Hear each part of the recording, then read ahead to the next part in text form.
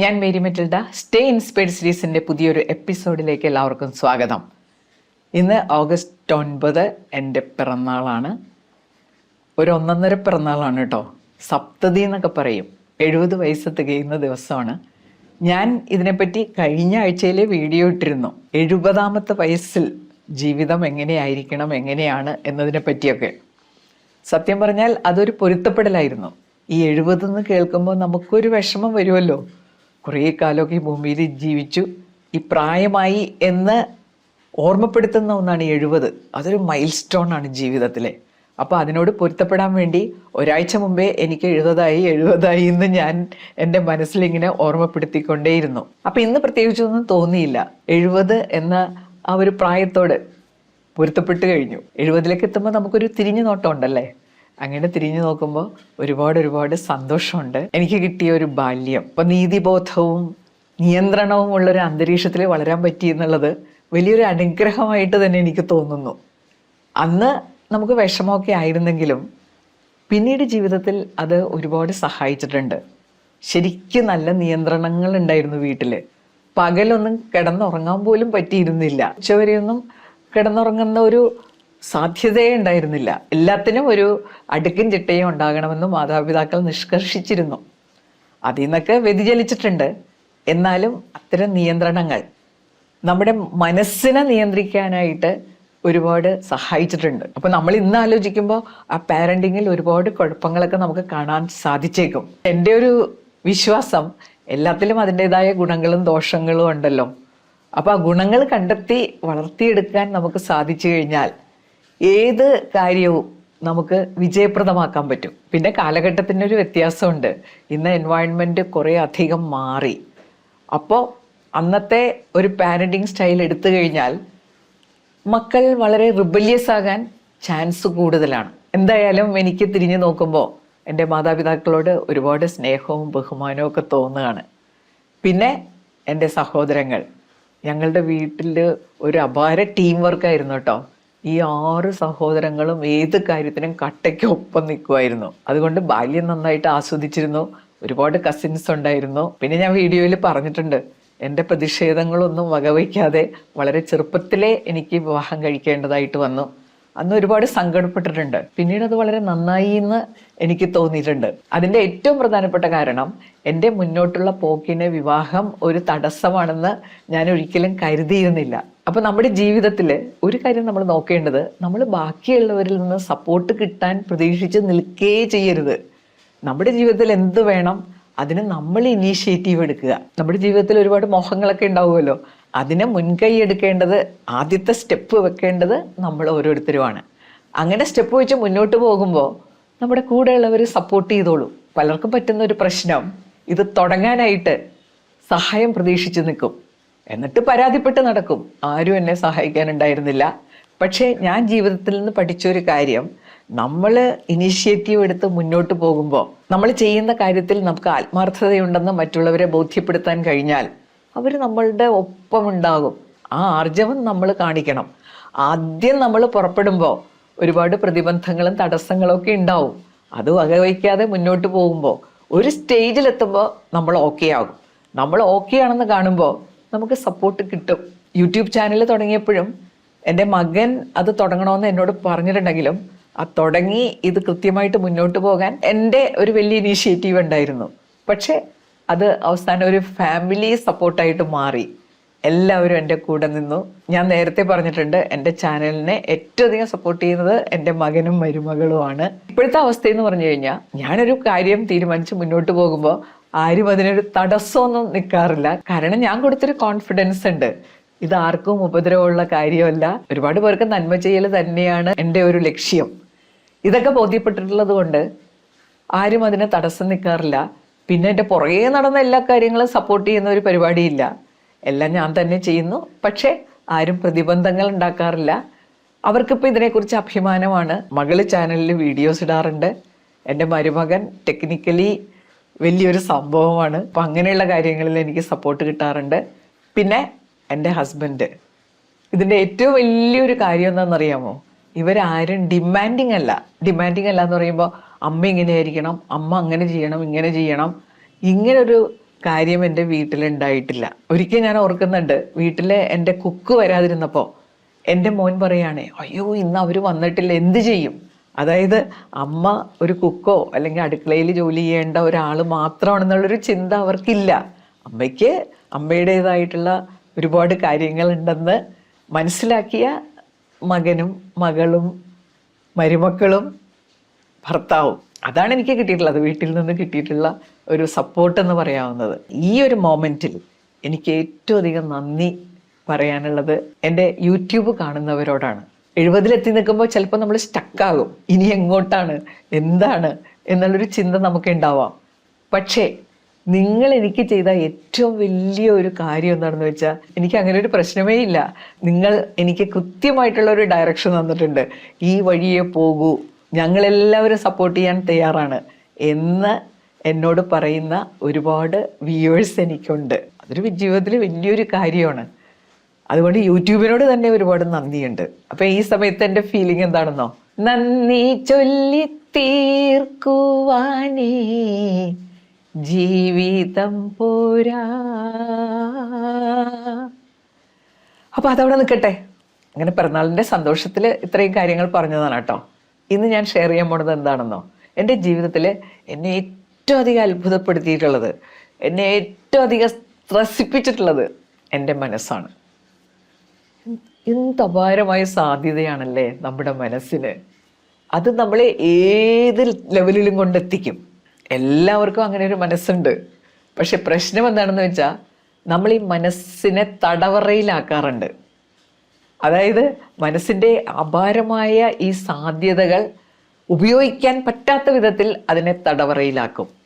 അപ്പം നമുക്ക് കൃത്യമായിട്ട് അറിയാം, മനസ്സെന്നുള്ളത് ചിന്തകളുടെ ഒരു കേന്ദ്രമാണ്. അപ്പം നമ്മുടെ ആ സാധ്യതകൾ പ്രയോജനപ്പെടുത്താത്ത തരത്തിൽ ചിന്തകളെ പരിമിതപ്പെടുത്തുന്നതിനെ, അല്ലെങ്കിൽ ചിന്തകളെ ട്വിസ്റ്റ് ചെയ്യുന്നതിനെ, അല്ലെങ്കിൽ ചിന്തകളെ കയറൂരി വിടുന്നതിനെയാണ് നമ്മൾ മനസ്സിനെ തടവറയിലാക്കുക എന്ന് പറയുന്നത്. ആ ഒരു ലെവലിൽ നമ്മളെ കൊണ്ടുചെന്നെത്തിക്കുന്ന 5 കാര്യങ്ങളാണ് ഇന്നത്തെ വീഡിയോയിൽ ഞാൻ ഷെയർ ചെയ്യുന്നത്. ഇതിൽ നമ്മൾ അറിഞ്ഞിരിക്കേണ്ട ഒരു കാര്യം എന്താണെന്നോ, മനസ്സിനെ തടവറയിലാക്കുന്ന ആ ഒരു പ്രോസസ്സിന് നമ്മുടെ ബ്രെയിനിൻ്റെ നല്ല സപ്പോർട്ട് കിട്ടും. ബ്രെയിനിൻ്റെ വയറിങ് അങ്ങനെയാണ്.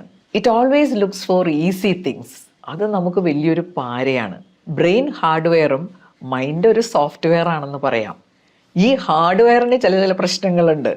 അതാണ് പറഞ്ഞത്, it always looks four easy things. നമ്മൾ അന്വേഷിച്ച് നടക്കുന്നത് മുഴുവൻ ഈസി ആയിട്ടുള്ള കാര്യങ്ങളാണ്. എന്തൊരു വൈരുദ്ധ്യമാണല്ലേ ഇങ്ങനെയുള്ളൊരു ജീവിതം. ഏറ്റവും അനുഗ്രഹീതമായൊരു ജീവിതം സെറ്റ് ചെയ്ത് തന്നിട്ട് അത് പ്രയോജനപ്പെടുത്താൻ ഒരുപാട് പ്രശ്നങ്ങൾ. അപ്പം നമ്മൾ വിചാരിക്കും, ഈ ബ്രെയിനിൻ്റെ വയറിംഗ് ഒക്കെ മനസ്സിൻ്റെ സാധ്യത പ്രയോജനപ്പെടുത്താൻ ഒരു സപ്പോർട്ട് തരുന്ന ഒരു രീതിയിലായിരുന്നെങ്കിൽ എന്തായിരുന്നേനല്ലേ. പക്ഷേ അങ്ങനെ തരാത്തത് എന്തുകൊണ്ടാണെന്നോ, അങ്ങനെയൊക്കെ ആയിരുന്നെങ്കിൽ ലൈഫ് വളരെ ബോറിംഗ് ആയാനേ. നമുക്കൊന്നും ചെയ്യാനില്ലല്ലോ. അപ്പം എല്ലാം നല്ലതിനാണ് കേട്ടോ. ഇവിടെ നമുക്ക് ചെയ്യാവുന്ന ഒരു കാര്യം, മനസ്സിനെ തടവറയിലാക്കുന്ന 5 കാര്യങ്ങൾ കൃത്യമായിട്ട് അറിഞ്ഞിരിക്കുക, അതിനെ പ്രതിരോധിക്കുക, തടവറയ്ക്കുള്ളിൽ നിന്ന് മനസ്സിനെ മോചിപ്പിക്കുക. ജീവിതത്തിലെ ഏറ്റവും വലിയ ഒരു സൗഭാഗ്യം എന്ന് പറഞ്ഞാൽ എന്താണെന്നറിയാമോ? ഫ്രീഡമാണ്. അപ്പം നമുക്ക് ഈ 5 കാര്യങ്ങൾ എന്തൊക്കെയാണെന്ന് നോക്കാം. ഒന്നാമത്തെ കാര്യം, നമ്മുടെ സാധ്യതകൾക്ക് മങ്ങലേൽപ്പിച്ചുകൊണ്ട് ചിന്തകളെ പരിമിതപ്പെടുത്തി മനസ്സിനെ തടവറയിലാക്കുന്ന ഏറ്റവും വലിയൊരു പ്രശ്നം എന്താണെന്നോ? Fear of failure. പല കാര്യങ്ങളും ചെയ്യണമെന്ന് പലർക്കും ആഗ്രഹമുണ്ട്. പക്ഷേ ഇതാണ് പ്രശ്നം, നമ്മളത് ചെയ്തിട്ട് സക്സസ്ഫുൾ ആയില്ലെങ്കിലോ? സ്റ്റേജ് ഫിയറിൻ്റെ പിന്നിൽ അതല്ലേ. ഞാൻ പ്രസംഗിക്കാൻ കയറിയിട്ട് എനിക്ക് നന്നായിട്ട് പ്രസംഗിക്കാൻ പറ്റിയില്ലെങ്കിലോ? എല്ലാത്തിൻ്റെയും പിന്നിൽ അതാണ്. നമ്മളെ പല കാര്യങ്ങളിൽ നിന്നും പിടിച്ചു വലിക്കുന്നത് ഇതാണ്, ഫിയർ ഓഫ് ഫെയിലിയർ. അവിടെ നമ്മൾ മനസ്സിലാക്കേണ്ട ഒരു കാര്യമുണ്ട്. എന്ത് കാര്യം ചെയ്യുമ്പോഴും സക്സസ് ഓർ ഫെയിലിയർ അത് ലോക നിയമമാണ്. അതിൽ നിന്ന് എക്സെപ്ഷൻ ഇല്ല. 100% സക്സസ് 100% ഫെയിലിയർ എന്ന് പറഞ്ഞൊരു സംഭവമില്ല. അത് ചെയ്യുമ്പോൾ അതിൽ നിന്ന് ഈ 2 റിസൾട്ടിൽ ഏതെങ്കിലും കിട്ടും. വിജയമാണ് എല്ലാവരുടെയും ലക്ഷ്യം. അതിൻ്റെ ഒരു കാരണം, നമുക്ക് പരാജയപ്പെട്ടാൽ സങ്കടം ഉണ്ടാവും. അപ്പോൾ ഈ സങ്കടം വരുന്നത് കൊണ്ടൊരു പ്രയോജനമുണ്ട്. നമ്മൾ വിജയിക്കാൻ ശ്രമിക്കും അല്ലേ. സങ്കടം നമുക്ക് അത്ര ഇഷ്ടമുള്ളൊരു മാനസികാവസ്ഥയല്ല. നമ്മൾ ആരും അത് ആഗ്രഹിക്കുന്നില്ല. അതുകൊണ്ട് വിജയിക്കാൻ നമ്മൾ പരിശ്രമിക്കും. അതിനാണ് ഇങ്ങനെ ഒരു മാനസികാവസ്ഥ നമുക്ക് തന്നിരിക്കുന്നത്. കരഞ്ഞൊരു റിലീഫൊക്കെ കിട്ടിക്കഴിയുമ്പോൾ വീണ്ടും നമുക്ക് ശ്രമിക്കാൻ അവിടെ ഒരു ഓപ്ഷൻ ഉണ്ട്. ആദ്യത്തെ തവണ ഞാൻ എങ്ങനെയെങ്കിലുമൊക്കെ കടന്നുകൂടിയെന്ന് വിചാരിക്കുക, ഞാൻ തോറ്റില്ല, ഇനി ഞാൻ തോറ്റാൽ ഞാൻ രണ്ടാമത് അതിനെ ട്രൈ ചെയ്യും. രണ്ടാമത് അതിനെ ട്രൈ ചെയ്യുമ്പോൾ ചിലപ്പോൾ എനിക്ക് നല്ലൊരു റിസൾട്ട് കിട്ടിയെന്നിരിക്കും. തോൽവി എത്ര ഭയപ്പെടുന്നതിൻ്റെ ഒരു കാരണം വേറൊന്നുമല്ല, മറ്റുള്ളവർ എന്ത് കരുതും, മറ്റുള്ളവരുടെ മുമ്പിൽ മോശക്കാരാകില്ലേ. ഇത് നമ്മൾ ചെറുപ്പത്തിലെ കണ്ടീഷൻഡ് ആയിട്ടുള്ള ഒരു അവസ്ഥയാണ്. തോൽവി എന്നുള്ളത് എന്തോ ഒരു നാണക്കേടുള്ളൊരു അവസ്ഥയായിട്ട് നാട്ടുകാരും വീട്ടുകാരും നമ്മളെ പഠിപ്പിച്ചിട്ടുണ്ട്. ഇപ്പൊ തോറ്റു എന്ന് പറഞ്ഞാൽ നമ്മൾ മോശക്കാരാണെന്ന് കരുതുന്ന ആളുകൾ അല്ലെങ്കിൽ കളിയാക്കുന്ന ആളുകൾ ഇങ്ങനൊരു കാര്യത്തിന് വേണ്ടി ശ്രമിച്ചിട്ട് പോലുമില്ല. നമ്മൾ ശ്രമിച്ചു പരാജയപ്പെട്ടു, അവർ ശ്രമിക്കാത്തത് കൊണ്ട് പരാജയപ്പെടാതിരിക്കുന്നു. അത്രയേ ഉള്ളൂ വ്യത്യാസം. പരാജയപ്പെട്ടവരെ മോശക്കാരായിട്ട് കാണുക, അതിലൊന്നും യാതൊരു മീനിങ്ങും ഇല്ല.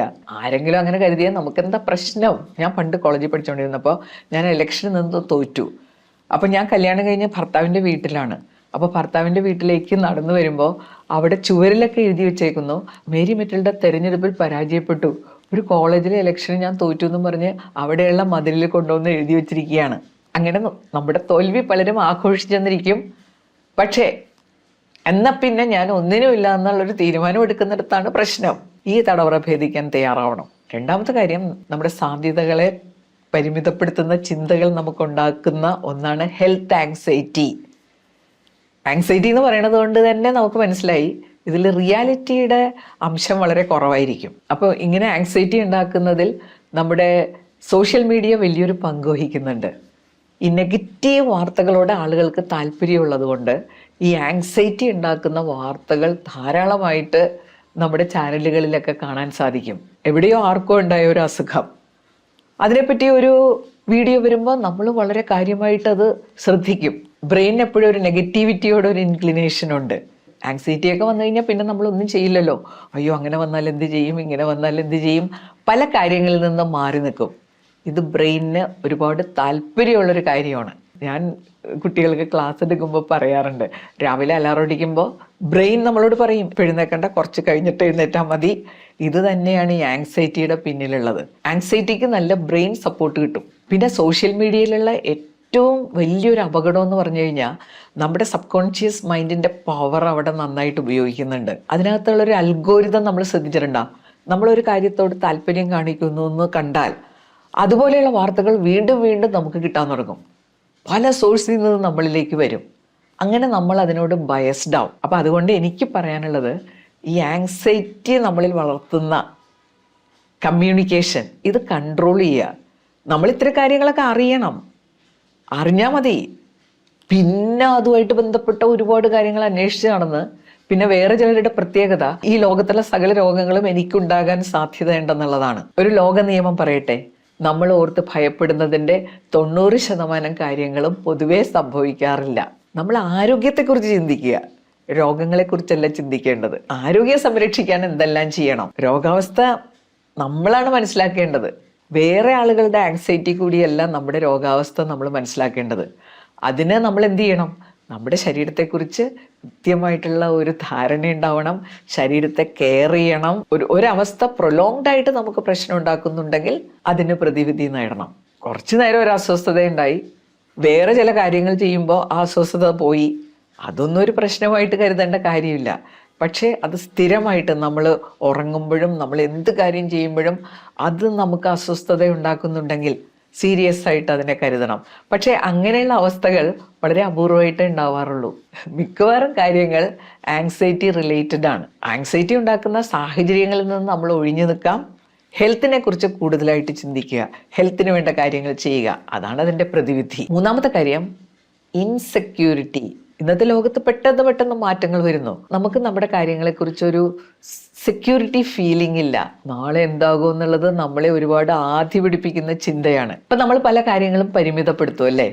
ഒരു കോഴ്സിന് ചേരണമെങ്കിൽ, ഒരു ബിസിനസ് തുടങ്ങണമെങ്കിൽ, എന്ത് കാര്യം ചെയ്യണമെങ്കിലും നമ്മുടെ മനസ്സിൽ വരുന്നൊരു ചിന്തയുണ്ട്, ഇപ്പം എല്ലാം ഓക്കെയാണ്, ഇനി നാളെ എന്താവും. അപ്പോൾ നമ്മൾ ബ്ലോക്ക്ഡായി. ഈ ഇൻസെക്യൂരിറ്റിയെക്കുറിച്ച് ചിന്തിക്കുമ്പോഴേ നമുക്കൊരു ഉറപ്പില്ല പല കാര്യങ്ങളും. ജോലിയുടെ കാര്യത്തിൽ ഇൻസെക്യൂരിറ്റി ഉണ്ട്. ഇന്ന് ജോലിയുണ്ട്, നാളെ ഉണ്ടാകുമോ അറിയില്ല. ഇനി നാളെ കാലാവസ്ഥ എന്തായിരിക്കുമോ അറിയില്ല. ഓറഞ്ച് അലർട്ട്, റെഡ് അലർട്ട്, ഒന്നിനെക്കുറിച്ച് നമുക്കൊരു ഉറപ്പില്ലാത്തൊരവസ്ഥ. അവിടെ നമ്മളൊരു കാര്യം ഓർക്കേണ്ടത്, നമ്മൾ ഈ ഇൻസെക്യൂരിറ്റിയെക്കുറിച്ച് ഇത്രയും വേവലാതി പിടിക്കേണ്ട കാര്യമില്ല. കാരണം ജീവിതത്തിലെ ഏറ്റവും വലിയൊരു ഇൻസെക്യൂരിറ്റി നമ്മുടെ കൂടെ എപ്പോഴും ഉണ്ട്. അതെന്താണ്? അടുത്ത നിമിഷം നമ്മൾ ഉണ്ടാകുമെന്ന് യാതൊരു ഉറപ്പുമില്ലാത്ത ഒരു സ്ഥിതി നമുക്കുണ്ട്. അത്രയും വലിയ അരക്ഷിതത്വത്തിലാണ് നമ്മൾ ഓരോരുത്തരും. അതിൻ്റെ മുന്നിൽ ഈ ഒരു ഇൻസെക്യൂരിറ്റിക്ക് ഒരു പ്രസക്തിയില്ല. നമുക്ക് ഏറ്റവും കൂടുതൽ സമാധാനം തരുന്നൊരു ചിന്തയാണ്, നമ്മുടെ മുമ്പിൽ ഇന്നത്തെ ദിവസമാണ് റിയാലിറ്റി. നാളത്തെ ദിവസത്തെക്കുറിച്ച് ഒരു ഗ്യാരണ്ടിയും ആരും തന്നിട്ടില്ല. അപ്പോൾ അതേക്കുറിച്ച് ഇത്രയധികം വേവലാതിപ്പെടണോ? നമ്മുടെ മുമ്പിലുള്ള ഒരു അവസരം എന്താ? ഇന്നത്തെ ദിവസം ഏറ്റവും നന്നായിട്ട് വിനിയോഗിക്കുക. ഇന്നത്തെ ദിവസം നമ്മൾ എന്തൊക്കെ കൃത്യമായിട്ട് ചെയ്യാനുണ്ട്, അവിടെ നാളേക്കുള്ള പ്രിപ്പറേഷൻ ഉണ്ടാവാം, അതെല്ലാം നന്നായിട്ട് ചെയ്യുക. നാളെ വരട്ടെ. നാളെ എന്നുള്ളതൊരു റിയാലിറ്റി അല്ല, ഇന്നാണ് റിയാലിറ്റി. ആ ഒരു ചിന്ത നമ്മളെ ഒരുപാട് പവർഫുള്ളാക്കും. ഇനി നാലാമത്തെ കാര്യം എന്താണെന്ന് അറിയാമോ? ടെക്നോളജി നമ്മുടെ സാധ്യതകളെ പരിമിതപ്പെടുത്തുന്നതിൽ ഇത്രത്തോളം റോള് വഹിക്കുന്ന വേറൊരു കാര്യമില്ല. മനസ്സിൻ്റെ ആ ഒരു പവർ എന്ന് പറഞ്ഞാൽ ചിന്തകളിലാണ്. വാട്സപ്പ്, യൂട്യൂബ് ഇതിൻ്റെയൊക്കെ അമിതമായ ഉപയോഗം നമുക്കുണ്ടാക്കുന്ന പ്രശ്നങ്ങൾ ചില്ലറയല്ല. ചിന്തകളെ വല്ലാതെ ബ്ലോക്ക് ചെയ്യുന്നു. അതുകൊണ്ട് തന്നെ ഒരു തീരുമാനത്തിലെത്താനും ഒരു ആക്ഷനിലേക്ക് കടക്കാനും നമുക്ക് സാധിക്കാതെ വരുന്നു. ഇതിനെ കൺട്രോള് ചെയ്യാൻ പറ്റുന്നില്ല എന്നുള്ളത് വല്ലാത്തൊരു ദുരവസ്ഥയാണ്. നമ്മൾ സംസാരിച്ചുകൊണ്ടിരിക്കുന്നതിൻ്റെ ഇടയിൽ ചിലർ മൊബൈൽ നോക്കുന്നത് കാണാം. അതായത് നമ്മൾ അത്രയും ഡിസ്ട്രാക്റ്റഡ് ആണ്. നമ്മൾ സംസാരിച്ചുകൊണ്ടിരിക്കുകയാണെന്നൊക്കെ നമ്മൾ മറന്നു പോകുന്നു. നമ്മൾ വേറെ ഏതോ ലോകത്താണ്. പിന്നെ നമ്മുടെ ആരോഗ്യത്തെ ഇത് ഏറ്റവും പ്രതികൂലമായിട്ട് ബാധിക്കുന്നു. ശരീരം നമ്മൾ ഉപയോഗിക്കുന്നില്ല. എത്ര സമയമാണെങ്കിലും നമ്മളിതിൽ സ്ക്രോൾ ചെയ്തിരിക്കും. ഇത് മനസ്സിനെ തടവറയിലാക്കുന്ന ഏറ്റവും പ്രധാനപ്പെട്ട കാര്യങ്ങളിൽ ഒന്നാണ്. ചിലർക്ക് ഈ തടവറയിൽ നിന്ന് മോചനമില്ല എന്നുള്ളത് എത്ര ദുഃഖകരമായ അവസ്ഥയാണ്. സെറ്റിങ്സിൽ കയറി digital wellbeing and parental control എന്നുള്ളൊരു ആപ്പ് ഉണ്ട്. അതിൽ പ്രസ് ചെയ്ത് കഴിഞ്ഞാൽ ഇന്ന് എത്ര സമയം മൊബൈലിൽ ചെലവഴിച്ചു എന്ന് കണ്ടെത്താൻ പറ്റും. അപ്പോൾ അത് കൃത്യമായിട്ടൊന്ന് നോക്കണം കേട്ടോ. നമുക്ക് ഒരുപാട് ഗ്രൂപ്പുകളൊക്കെ ഉണ്ട്, അത് ശരിയാണ്. പക്ഷെ എല്ലാ ഗ്രൂപ്പിലും കയറി എല്ലാവരുടെയും മെസ്സേജ് വായിക്കണമെന്ന് വലിയ നിർബന്ധമൊന്നുമില്ല. എല്ലാ ഗ്രൂപ്പിലും എല്ലാവരുടെയും മെസ്സേജ് നോക്കി എന്ന് പറഞ്ഞ് നമുക്ക് പ്രത്യേകിച്ചൊന്നും കിട്ടാനില്ല. മറ്റുള്ളവരും അത് ശ്രദ്ധിക്കുന്നില്ല. എല്ലാവരും വളരെ യാന്ത്രികമായിട്ട് സ്ക്രോൾ ചെയ്യുന്ന ഒരു കാലഘട്ടമല്ലേ. അപ്പോൾ നമ്മൾ ഈ ചെയ്യുന്നതിന് യാതൊരു പ്രയോജനമില്ല എന്നുള്ളത് മനസ്സിലാക്കണം. ഒരു സമയം തീർച്ചയായിട്ടും കണ്ടെത്തണം. അതുമാത്രമല്ല, നമുക്ക് ആവശ്യമുള്ള ഏതൊക്കെ ഗ്രൂപ്പുകളാണ്, ആവശ്യമില്ലാത്ത ഗ്രൂപ്പിൽ നിന്നൊക്കെ എക്സിറ്റ് ചെയ്യണം ധൈര്യമായിട്ട്. നമ്മളോട് അനുവാദമില്ലാതെ പലരും ഗ്രൂപ്പിൽ ചേർത്ത് വെക്കും. നമ്മുടെ പെർമിഷൻ എടുത്തിട്ട് വേണം ഗ്രൂപ്പിൽ ചേർക്കാൻ എന്നുള്ള ഓപ്ഷൻ നമുക്ക് ഉണ്ടാവണം. ചിലപ്പോൾ നമ്മളൊരു ഗ്രൂപ്പ് മെമ്പർ ആവും, കുറച്ച് കഴിയുമ്പോൾ നമുക്കത് ആവശ്യമില്ലാത്തതാണെന്ന് തോന്നും, നമുക്ക് എക്സിറ്റ് ചെയ്യാമല്ലോ. എന്തെല്ലാം ഓപ്ഷൻസ് ഉണ്ട് അതിനകത്ത്. സാധ്യതകൾക്കുള്ള ഒരു ഇടമാണെങ്കിൽ കൂടിയും സാധ്യതകളെ പരിമിതപ്പെടുത്തുന്ന ഒരുപാട് കാര്യങ്ങൾ അതിനകത്തുണ്ട്. അത് തിരിച്ചറിയണം, മനസ്സിനെ തടവറയിൽ നിന്ന് മോചിപ്പിക്കണം. അഞ്ചാമത്തെ കാര്യം റിലേഷൻഷിപ്പ് ആങ്സൈറ്റി എന്നൊക്കെ പറയാം. നമ്മളെ ശക്തിപ്പെടുത്തുന്ന ഒന്നാണല്ലേ ബന്ധങ്ങൾ. പക്ഷേ വന്ന് നമുക്ക് ഈ ബന്ധങ്ങളെക്കുറിച്ച് വല്ലാത്ത പേടിയും ആങ്സൈറ്റിയാണ്. പലപ്പോഴും അഭിപ്രായങ്ങൾ പറയാൻ പോലും നമ്മൾ മടിക്കുന്നു. അവർക്ക് ഇഷ്ടപ്പെട്ടില്ലെങ്കിലോ, ആ ബന്ധം നഷ്ടപ്പെട്ടെങ്കിലോ, ഒരു കറക്ഷൻ വേണമെന്ന് പറഞ്ഞാൽ അത് നമ്മൾ പറയില്ല. എനിക്ക് അംഗീകാരമില്ലാതെ വന്നെങ്കിലോ, അതും വലിയൊരു പ്രശ്നമാണ്. ഇപ്പം നമ്മളൊരു ഗ്രൂപ്പിൽ മെജോറിറ്റി ഒരു തെറ്റ് പറയുന്നു, നമ്മൾ അതിനോട് കൂടി യോജിക്കും അല്ലെങ്കിൽ മിണ്ടാതിരിക്കും. കാരണം ഭൂരിഭാഗം പേരും പറയുന്നതിൽ നിന്ന് മാറി ചിന്തിക്കുക എന്ന് പറഞ്ഞു കഴിഞ്ഞാൽ അവിടെ എനിക്കൊരു ആങ്സൈറ്റി, എനിക്കൊരു പേടി, ഞാൻ ഒറ്റപ്പെടുമോ. ഈ ഒറ്റപ്പെടുമോ എന്നുള്ള പേടി ഒരു വല്ലാത്ത പേടിയാണ്. മനുഷ്യബന്ധങ്ങൾ പ്രൊഡക്റ്റീവ് ആയിരിക്കണം, എന്നാലേ അവിടെ സാധ്യതകൾ ഉണ്ടാവുകയുള്ളൂ. പക്ഷെ നമ്മുടെ മനസ്സിൽ ഈ നല്ലതാകാനുള്ള അമിതമായിട്ടുള്ളൊരു മോഹമുണ്ട്. നല്ലതാകാനുള്ള അതിമോഹം കൊണ്ട് നമ്മൾ പലപ്പോഴും ഈ പീപ്പിൾ പ്ലീസിങ് രീതികൾ സ്വീകരിക്കും. ആരും എന്നെ കുറ്റം പറയരുത്, എല്ലാവരും എന്നെക്കുറിച്ച് നല്ലതേ പറയാവൂ. ഈ ഒരു ചിന്ത വളരെ അപകടകരമാണ്. അത് നമ്മുടെ സാധ്യതകളെ ഇല്ലാതാക്കും. നമുക്ക് ശരിയെന്ന് ബോധ്യമുള്ള കാര്യങ്ങളല്ലേ നമ്മൾ ചെയ്യേണ്ടത്. അത്തരം കാര്യങ്ങൾ നമ്മൾ ചെയ്യുമ്പോഴല്ലേ അത് ചെയ്യാനുള്ള ഒരു ആർജവം നമുക്ക് ഉണ്ടാവുകയുള്ളൂ. വേറെ ആർക്കോ വേണ്ടി, അവരെ പ്ലീസ് ചെയ്യാൻ വേണ്ടി കാര്യങ്ങൾ ചെയ്തിട്ട് നമുക്കൊന്നും നേടാനില്ല. പക്ഷെ അങ്ങനെയൊക്കെ ആയിരിക്കുന്നതാണ് എളുപ്പം. മറ്റുള്ളവരുടെ അഭിപ്രായങ്ങളോട് യോജിക്കാതിരുന്നു കഴിഞ്ഞാൽ അവർക്ക് ഡിസ്പ്ലഷർ ഉണ്ടാവും. പക്ഷെ ശരിയായിട്ടുള്ള കാര്യങ്ങളിൽ ആ ഡിസ്പ്ലഷർ എന്നുള്ള റിസ്ക് എടുക്കാൻ നമ്മൾ തയ്യാറാവണം. വേറെ ആളുകളെ കറക്റ്റ് ചെയ്യാനുള്ള നമ്മുടെ ഒരു ഭയം, കറക്റ്റ് ചെയ്യുമ്പോൾ ആ ഫിയർ ഓഫ് ഡിസ്പ്ലഷർ അവിടെയുണ്ട്. അവരുടെ ഒരു ഡിസ്പ്ലഷർ ഉണ്ടായാലോ എന്നുള്ള ഒരു പേടി, ഇതെല്ലാം നമ്മളെ തടവറയിലാക്കും. നമുക്ക് പല കാര്യങ്ങളും മുന്നിട്ടിറങ്ങി ചെയ്യാൻ പറ്റില്ല. പല കാര്യങ്ങളിൽ നിന്ന് നമ്മൾ ഒഴിഞ്ഞേക്കും. അവസാനം നമ്മൾ എടുക്കുന്ന ഒരു തീരുമാനമുണ്ട്, നമ്മൾ വല്ലതും ചെയ്താലല്ലേ പ്രശ്നം, മിണ്ടാതിരുന്നാൽ പ്രോബ്ലം ഒന്നുമില്ലല്ലോ, അത് നമ്മുടെ സാധ്യതകളെ ഒരുപാട് പരിമിതപ്പെടുത്തും. പിന്നെ ബന്ധങ്ങളിൽ നമുക്ക് പരസ്പര വിശ്വാസമില്ലാതെ വരുന്നു, അതും നമ്മുടെ സാധ്യതകളെ പരിമിതപ്പെടുത്തും. കാരണം മനുഷ്യൻ എന്ന് പറഞ്ഞാൽ ഒരു സോഷ്യൽ ബീയിങ് ആണ്. നമ്മൾ കൂടിച്ചേർന്ന കാര്യങ്ങൾ ചെയ്യുമ്പോൾ പല അത്ഭുതങ്ങളും അവിടെ സംഭവിക്കും. കൂടിച്ചേർന്ന കാര്യങ്ങൾ ചെയ്യുമ്പോൾ ശരിയായിട്ടുള്ള കാര്യങ്ങൾ നമ്മൾ ചെയ്യണ്ടേ, അതിന് ചിലരെ കറക്റ്റ് ചെയ്യേണ്ടതായിട്ട് വരും. അവിടെയെല്ലാം നമ്മുടെ മനസ്സിൽ ഈ ബന്ധങ്ങളെക്കുറിച്ച് ആങ്സൈറ്റി ഉണ്ടെങ്കിൽ പ്രശ്നമാകും. ഫാമിലിയിലും അങ്ങനെയാണ്. മറ്റുള്ളവരുടെ ഇഷ്ടം നഷ്ടപ്പെട്ടെങ്കിലോ എന്ന് ഓർത്തിട്ട് നമ്മൾ സ്വയം എന്തുമാത്രം പരിമിതികൾ വെക്കാറുണ്ട്. ഇത് മനസ്സിലാക്കി സാധ്യതകൾ കണ്ടെത്തി മുന്നോട്ട് പോകാൻ നമുക്കാകണം. ചിന്തിക്കാനുള്ള നമ്മുടെ സ്വാതന്ത്ര്യം, മൈൻഡ് പവറിൻ്റെ അടിസ്ഥാനം അതാണ്. ആ സ്വാതന്ത്ര്യം ഏറ്റവും നന്നായിട്ട് പ്രയോജനപ്പെടുത്തുമ്പോഴാണ് നമ്മൾ കരുത്തുള്ളവരായിട്ട് മാറുന്നത്. ഈ സ്വാതന്ത്ര്യം ഇല്ലാതെ വരുമ്പോഴാണ് മനസ്സ് തടവറയിലാകുന്ന അവസ്ഥയിലേക്ക് നമ്മൾ എത്തുന്നത്. അപ്പോൾ ആ തടവറകൾ എന്താണെന്ന് അറിഞ്ഞ് അത് നമുക്ക് ഭേദിക്കണം. അതിന് ഈ വീഡിയോ നിങ്ങളെ സഹായിക്കുന്നുണ്ടെങ്കിൽ എനിക്ക് സന്തോഷമായി. അടുത്ത ആഴ്ച പുതിയൊരു വീഡിയോയുമായിട്ട് നമുക്ക് വീണ്ടും കാണാം. താങ്ക്